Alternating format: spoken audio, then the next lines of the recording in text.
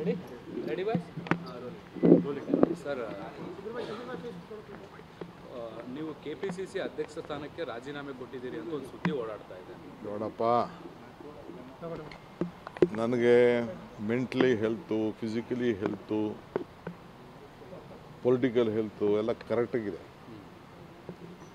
ನಾನು ಈಗ ಖರ್ಗೆ ಸಾಹೇಬ್ರು ನೋಡೋಕ್ಕೆ ಹೋಗ್ತಾ ಇದ್ದೀನಿ. ನಾನು ಈಗ ಡಿಸೆಂಬರ್ ಒಳಗಡೆ ನಾನು ಭೂಮಿ ಪೂಜೆ ಮಾಡಲೇಬೇಕು 100 ಕಾಂಗ್ರೆಸ್ ಕಚೇರಿಗೆ. ಅದಕ್ಕೆ ನಾನು ಡೇಟ್ ಫಿಕ್ಸ್ ಬೇರೆ ಮಾಡಬೇಕಾಗಿದೆ. ಈ ಎಲೆಕ್ಷನ್ ಆಗಲಿ ಅಂತ ಸುಮ್ಮನೆ ಇದ್ದೆ. ಪಾಪ ಎಲೆಕ್ಷನ್ ಟೈಮಲ್ಲಿ ಡಿಸ್ಟರ್ಬ್ ಮಾಡೋದು ಬೇಡ ಅಂತ ಸುಮ್ಮನೆ ಇದ್ದೆ. ಈಗ ಅವ್ರಿಗೆ ಪಾರ್ಲಿಮೆಂಟ್ ಎಲೆಕ್ಷನ್ನು ಶುರು ಆಗ್ತಾಯಿದೆ. ಗಾಂಧಿ ಭಾರತ ಅಂತ ಒಂದು ಪುಸ್ತಕ ಬೇರೆ ಬರೆದಿದ್ದೀನಿ.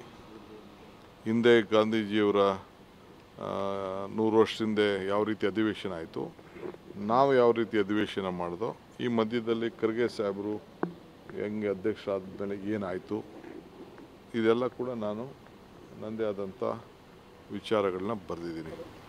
ಅವೆಲ್ಲ ಡೇಟ್ ಫಿಕ್ಸ್ ಮಾಡಬೇಕು. ಯಾಕೆಂದರೆ ಡಿಸೆಂಬರಲ್ಲಿ ಅವ್ರು ಫುಲ್ ಬ್ಯುಸಿ ಆಗ್ಬಿಡ್ತಾರೆ. ಇದರ ಮಧ್ಯದಲ್ಲಿ ಟೈಮ್ ತಗೋಬೇಕು. ಫೌಂಡೇಶನ್ ಡೇ ಬೇರೆ ಇದೆ, ಬೇರೆ ಬೇರೆ ಎಲ್ಲ ದಿನಗಳಿದೆ. ಅದೆಲ್ಲ ಯಾರು ಮಾಡೋರು? ನಾನೇ ಮಾಡಬೇಕು. ನಾನ್ಯಾಕೆ ರಾಜೀನಾಮೆ ಕೊಡ್ತೀನಿ ಅಂತ ಹೇಳಿ ಆ ಸಂದರ್ಭ ಏನೂ ಉದ್ಭವ ಆಗಲಿಲ್ಲ.